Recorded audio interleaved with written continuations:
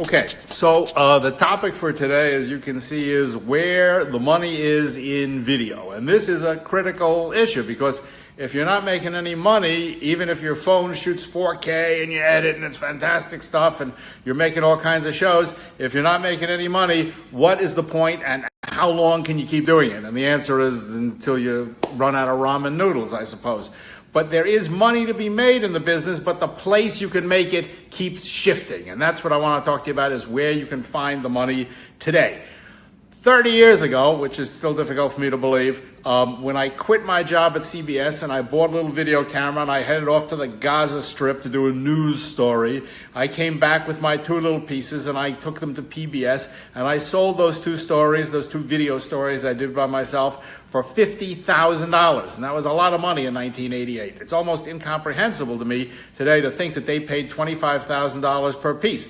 But from their perspective, they had the choice between either buying it from me or sending a cameraman, soundman, producer, editor, talent, hotels, meals, airfares, and stuff like that. So it was a lot cheaper. Today, if you go to Gaza with your phone or your video camera and you come back, they're not even going to let you in the door. That's because everybody and their brother is doing exactly the same thing. So that market got flooded. And in general, the news market is flooded with video. And my advice, some guy wrote to me from Nigeria yesterday, and he said, I love news, and I'm a video journalist, and I'm a stringer for Reuters, and how can I make some real money? And I said to him, you want to make some real money, here's what you got to do. You got to look at what's on Nigerian television. I don't know, I don't watch Nigerian television, but my guess is it's no different than any other television. It's probably got reality shows and game shows and stuff like that, and house hunters of Lagos, for all I know. And I said, see what's on television and make what they are making, except do it yourself and undercut the production companies, which probably charge a lot of overhead in Nigeria. And that's where the business is. So the question here is not how to be a journalist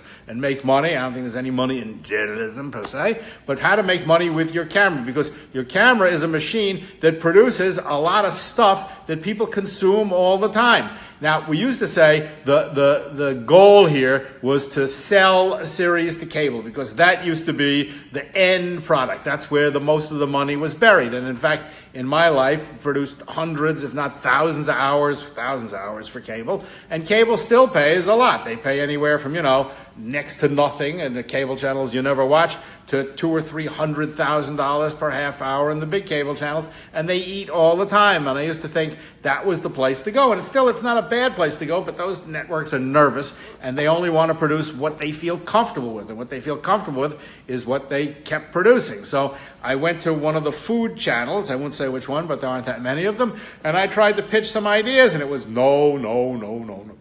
I mean, no matter what idea I came up with, and finally I turned to the two people who ran it, and I said, what are you looking for? And they looked at each other and they went, hamburgers. I said, come on, get serious. What are you looking for? They go, hamburgers. That's what our viewers like. So, to say the least, it's constricted, but that used to be the way it was, and there wasn't any choice. Today, and it happened like yesterday, all that has changed, and it's changed because we're moving from an era of cable, which is locked in and 8 o'clock, 9 o'clock, 10 o'clock, and very linear, and in a funny way, limited. We're moving to an era of cable to an era of online, video on demand, and that stuff is limitless. I mean, I'm sure you got a smart TV like everybody else does, and probably you're spending more and more time on Netflix or places like that, because that's where the future is. And if you haven't cut the cable yet, you're probably thinking about it like we're thinking about it here, because there's absolutely so much stuff online. Now, the funny thing with the online was it used to be kind of an anomaly. And the real breakthrough here was, of course, with Netflix, that now it generates more video and more watching than anybody else. And, of course, Netflix has this long tail. Now, the weird thing was, how did you make money? In the beginning, Netflix, of course, just licensed old movies. And then they, with House of Cards, they commissioned their first serious piece of work. Now, of course, you're not going to make House of Cards with your phone, and that was, serious $3 million per hour or whatever the budget was, drama.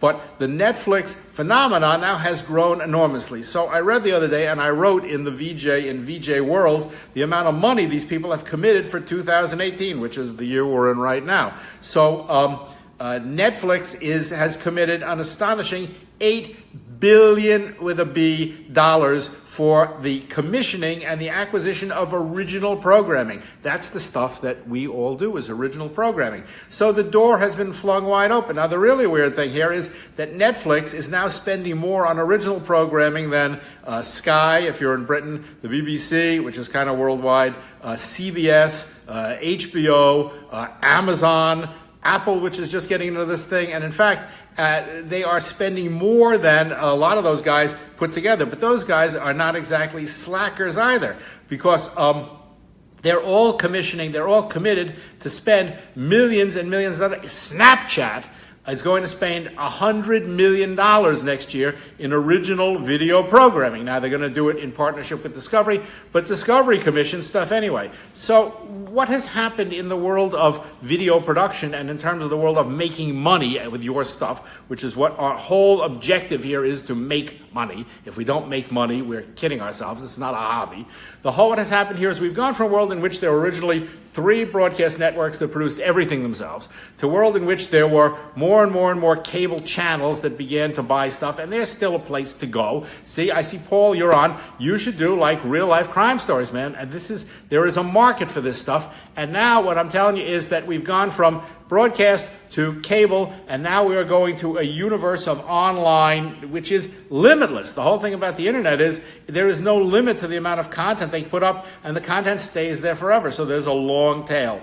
So if I were you, and I'm giving you advice now on what to do, I would be pitching my stuff not just to the Travel Channel or the Food Network. I mean, don't stop doing that, certainly. But there are, in fact, weirdly and a harder play than Apple, Amazon, Netflix, and I'm sure there's going to be a whole raft of other online digital networks, like the one we're doing in Brooklyn. We're not paying a lot of money for that. But the weird thing was that I read that it wasn't Netflix. Who was the cable channel that was doing this? You'll have to look at the article that I wrote. Is spending $500,000 to $750,000 per episode for original video content. That is extraordinary. So their checkbooks are open, they are buying stuff, they are ready to commission, and what you have to do is you have to get in front of them. But getting in front of a lion that has a limitless appetite and dangle a piece of steak is never a bad idea. Now, if you want to know how to pitch them, you really have to join the VJ.com, and we have whole things on how to cut a pitch reel and stuff like that. The architecture hasn't changed, but what has changed is the marketplace is exploding.